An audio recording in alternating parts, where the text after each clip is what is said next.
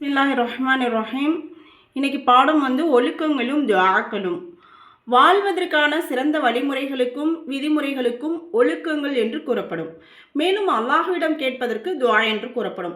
இப்படி தான் வாழணும் அப்படின்னு சொல்லிட்டு ஒரு விதிமுறைகளோட வாழ்கிற வாழ்க்கை தான் ஒரு நல்ல அழகான வாழ்க்கை. அந்த வாழ்க்கைக்கு பெயர் தான் ஒழுக்கம் அப்படின்னு சொல்லப்படுது. அல்லாஹ்விடத்தில் நம்முடைய எந்த தேவைகளாக இருந்தாலும் நம் கையேந்தி கேட்பதற்கு தான் துஆ என்று சொல்லப்படுது. ஹதீஸ் நபி ஸல்லல்லாஹு அலைஹி வஸல்லம் அவர்கள் கூறினார்கள், எந்த ஒரு தந்தையும் தமது குழந்தைக்கு நல்லொழுக்கத்தை விட சிறந்த பரிசை வழங்கிவிட முடியாது அப்படின்னு சொல்லிட்டு. அப்போது ஒரு தந்தை தன்னுடைய குழந்தைகளுக்கு எவ்வளவு சொத்து சேர்த்து வைக்கிறோம், நம்ம என்ன பண்ணுறோம், அவங்கள எப்படி வளர்க்குறோம்ன்றது முக்கியம் இல்லை, அந்த ஒழுக்கம் தான். அதுதான் ஒழுக்கம் கிடைச்சிருச்சுன்னா எல்லாமே கிடைச்சிரும். நபி ஸல்லல்லாஹு அலைஹி வஸல்லம் அவர்கள் நமது பிள்ளைகளுக்கு சிறந்த ஒழுக்கங்களை கற்றுத்தர ஆர்வப்படுத்தியுள்ளார்கள். மேலும் அதுவே பிள்ளைகளுக்கு சிறந்த பரிசு அன்பளிப்பு என்றும் பகர்ந்தார்கள். ஒழுக்கம்தான் மனித வாழ்க்கையின் அழகிய அம்சமாகும். அதன் மூலம்தான் அவன் முழுமை அடைகிறான். மேலும் அதன் மூலம்தான் சிறந்த வாழ்க்கையை கற்றுக்கொள்கிறான். ஒழுக்கம் மட்டும் மனித வாழ்க்கையில் இல்லை என்றால் அவன் எவ்வளவு பெரிய திறனை பெற்றவனாக இருப்பினும், பல்வேறு பட்டய கலைகளை அறிந்த சகல கலா வல்லவனாக இருப்பினும் அவன் குறையுடைய வாழ்க்கையை தான் வாழ்வான். அவனால் சிறந்த ஒரு வாழ்க்கையை பெறவே முடியாது. இஸ்லாமிய மார்க்கம் இவ்வுலகில் வாழ்வதற்கு மிக அருமையான வழிமுறைகளை நமக்கு கற்றுத்தந்துள்ளது. அந்த வழிமுறைகளை தம் வாழ்க்கையில் கொண்டு வந்ததன் காரணமாக உலகத்தில் காட்டு மிராண்டிகளாக வாழ்ந்த பண்பாடற்ற எத்தனையோ கூட்டத்தார்கள் ஒழுக்கம் மிக்கவர்களாக, உயர்ந்த கலாச்சாரம் மிக்கவர்களாக மாறிவிட்டனர். இஸ்லாம் அனைத்து துறைகளிலும் மனித வாழ்க்கையில் ஏற்படும் அனைத்து செயல்களுக்கும் சில ஒழுக்கங்களை கற்பித்துள்ளது.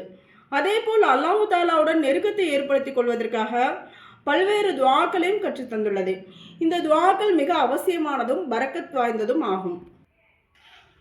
நபி ஸல்லல்லாஹு அலைஹி வஸல்லம் அவர்கள் எந்த ஒரு காரியத்திற்கும் துஆ கற்றுத்தராமல் இல்லை. மேலும் தமது துஆவிலே மனிதனுக்கு தேவையான நிம்மதி, மகிழ்ச்சி போன்றவற்றையும் கேட்டுள்ளார்கள். இன்னும் எதிலே மனிதனுக்கு தீங்கு ஏற்படுமோ அப்படிப்பட்ட அனைத்து குழப்பங்கள், சிரமங்கள் ஆகியவற்றிலிருந்தும் பாதுகாப்பும் தேடியுள்ளார்கள். இந்த துஆக்களை ஓதுவதற்கு நீண்ட நேரமோ சிரமங்களோ ஏற்படாது. இந்த துஆக்களுக்கு முக்கியத்துவம் தர வேண்டுமென நபி ஸல்லல்லாஹு அலைஹி வஸல்லம் அவர்கள் ஆர்வப்படுத்தியுள்ளார்கள். ஒரு ஹதீஸில் நபி ஸல்லல்லாஹு அலைஹி வஸல்லம் அவர்கள் நவின்றார்கள், அல்லாஹு தாலாவிடம் துஆவை விட வேறு சிறந்த எந்த செயலும் கிடையாது. இந்த துஆக்களுக்கு முக்கியத்துவம் அளிப்பதன் மூலம் அல்லாஹு தாலாவின் சிந்தனை ஏற்படுகிறது.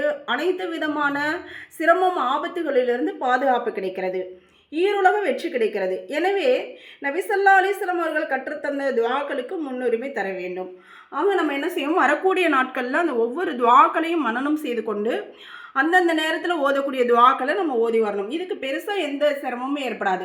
எல்லாம் ஒவ்வொரு லைனில் இருக்கும். நம்ம ஒவ்வொரு நேரத்துக்கும் அந்தந்த துஆக்களை நாம் இரவெல்லாம் நின்று தொழுவதை விட பகலெல்லாம் நோன்பு நோற்பது அப்படின்ற அந்த தனி அமல்களை விட அன்றாட அமல்கள், தொடர்படியாக செய்யக்கூடிய அமல்களுக்கு அல்லாஹ்விடத்தில் மிகப்பெரிய தரஜாக்கள் இருக்கும். ஆகவே நாம் ஒழுக்கத்தோடு கூடிய நற்பண்புகளோடு நம்முடைய பிள்ளைகளுக்கு எல்லா விஷயங்களையும் கற்றுக் கொடுப்பதோடு இந்த துஆக்களையும் கற்றுக் கொடுக்கக்கூடிய நல்ல பெற்றோர்களாக அல்லாஹ் நம் அனைவரையும் ஆக்கி அருள் புரிவானாக. அஸ்ஸலாமு அலைக்கும் வரஹ்மத்துல்லாஹி வபரகாத்துஹு.